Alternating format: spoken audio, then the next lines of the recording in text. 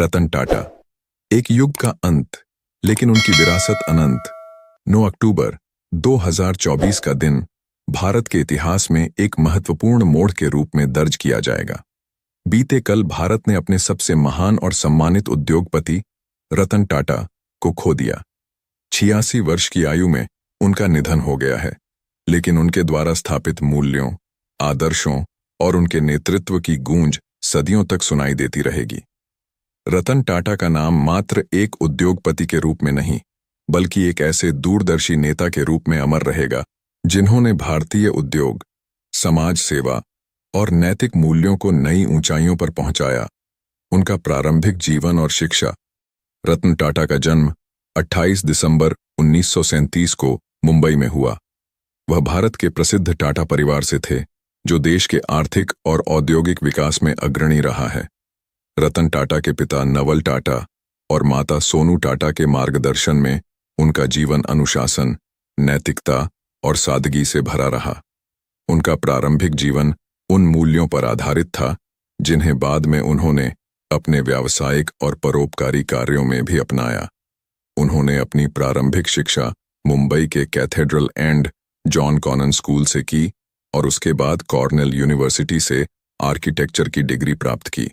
लेकिन उनका झुकाव व्यापार और उद्योग की ओर था, जिससे उन्हें हार्वर्ड बिजनेस स्कूल में एडवांस्ड मैनेजमेंट प्रोग्राम करने का अवसर मिला। उनकी शिक्षा ने उन्हें केवल व्यावसायिक कौशल ही नहीं, बल्कि एक व्यापक दृष्टिकोण दिया, जिसमें उन्होंने व्यापार को समाज सेवा और नैतिक मूल्यों के साथ जोड़ने का तरीका सीखा। टाटा समूह का नेतृत्व और वैश्विक विस्तार। रतन टाटा ने 1962 में टाटा समूह के साथ अपने करियर की शुरुआत की। उन्होंने टाटा स्टील में एक साधारण कर्मचारी के रूप में काम करना शुरू किया, जहां उन्होंने उत्पादन के फर्श पर काम किया और वहां की वास्तविकताएं समझीं। इससे उन्हें समूह के आंतरिक कार्यों की गहरी समझ मिली और उन्होंने अपने कर्मचारियों और सहयोगियों के साथ मजबूत संबंध बनाए। 1991 में रतन टाटा ने टाटा समूह का नेतृत्व संभाला। उस समय समूह का ढांचा बहुत विविध और बिखरा हुआ था। उन्होंने इसे संगठित करने के लिए कई रणनीतिक कदम उठाए और इसे एक वैश्विक ब्रांड के रूप में स्थापित किया। उनके नेतृत्व में टाटा समूह ने कई अंतर्राष्ट्रीय अधिग्रहण किए, जिनमें सबसे प्रमुख जगुआर, लैंड रोवर और कोरस स्टील का अधिग्रहण शामिल था। इन अधिग्रहणों ने टाटा समूह को एक नई वैश्विक पहचान दी और उसे अंतर्राष्ट्रीय प्रतिस्पर्धा में शामिल किया। लेकिन रतन टाटा के नेतृत्व का सबसे बड़ा योगदान यह था कि उन्होंने हमेशा टाटा समूह के मूल्यों और सिद्धांतों को प्राथमिकता दी। उन्होंने कभी मुनाफे को नैतिकता से ऊपर नहीं रखा और हमेशा इस बात का ध्यान रखा कि टाटा समूह का हर कदम समाज के हित में हो। टाटा नैनो और आम आदमी का सपना। रतन टाटा का सपना था कि हर भारतीय परिवार के पास अपनी कार हो। इसी सपने को साकार करने के लिए उन्होंने टाटा नैनो का विचार पेश किया। यह दुनिया की सबसे सस्ती कार थी, जिसे खास तौर पर भारतीय मध्यम वर्ग के लिए डिजाइन किया गया था। हालांकि यह परियोजना व्यापारिक दृष्टि से उतनी सफल नहीं हो सकी, लेकिन यह रतन टाटा के सामाजिक दृष्टिकोण और उनकी दूरदर्शिता का प्रतीक थी। उनका मानना था कि तकनीक और नवाचार का उपयोग केवल बड़े उद्योगों के लिए नहीं, बल्कि आम जनता की समस्याओं को हल करने के लिए भी किया जाना चाहिए। परोपकार और समाज सेवा। रतन टाटा का जीवन केवल उद्योग तक सीमित नहीं था। उन्होंने अपने जीवन का एक बड़ा हिस्सा समाज सेवा और परोपकार में लगाया। टाटा ट्रस्ट्स के माध्यम से उन्होंने अरबों डॉलर शिक्षा, स्वास्थ्य, ग्रामीण विकास और सामाजिक सुधार के कार्यों में दान किए। टाटा ट्रस्ट्स की संपत्ति टाटा समूह की 6% हिस्सेदारी के रूप में है, जो इसे भारत का सबसे बड़ा परोपकारी संगठन बनाता है। उनकी परोपकारी सोच का सबसे बड़ा उदाहरण उनके द्वारा चलाए गए शिक्षा और स्वास्थ्य सेवा के कार्यक्रम हैं।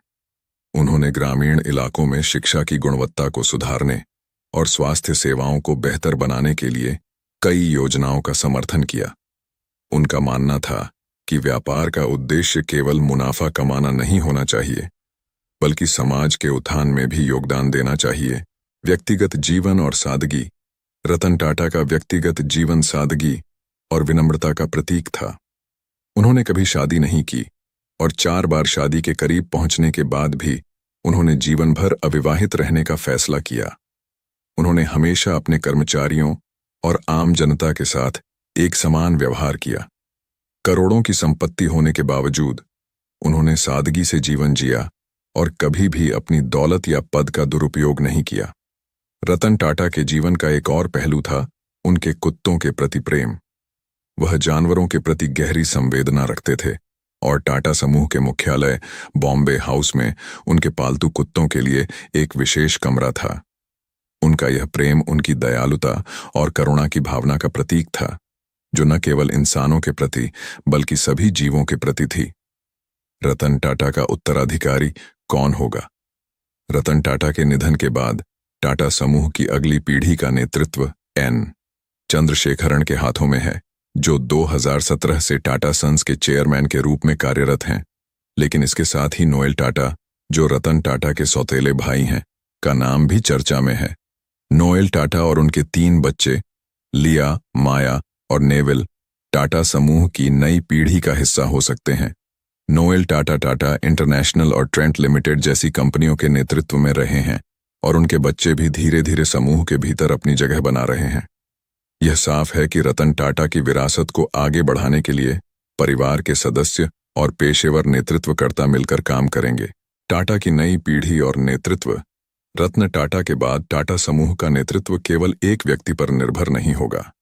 एन चंद्रशेखरन पहले से ही समूह का नेतृत्व कर रहे हैं और उन्होंने टाटा समूह को सफलतापूर्वक आगे बढ़ाया है।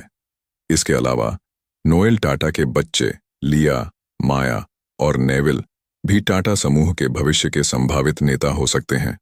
टाटा परिवार के ये युवा सदस्य समूह के भीतर अपने कौशल को विकसित कर रहे हैं और व्यवसाय में अपनी जगह बना रहे हैं।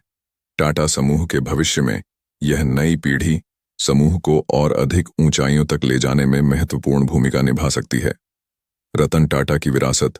रतन टाटा का निधन 9 अक्टूबर 2024 को हुआ, जिससे भारतीय उद्योग और समाज ने एक महान नेता को खो दिया। प्रधानमंत्री नरेंद्र मोदी और देश विदेश के प्रमुख नेताओं ने उनके योगदान की सराहना की और उन्हें श्रद्धांजलि दी।